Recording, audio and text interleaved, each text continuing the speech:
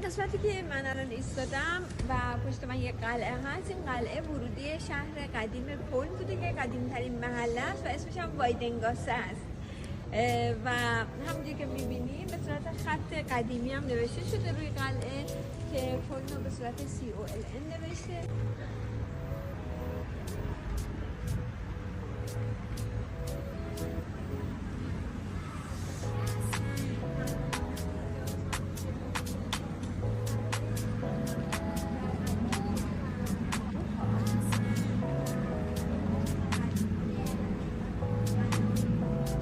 Köln Titanic.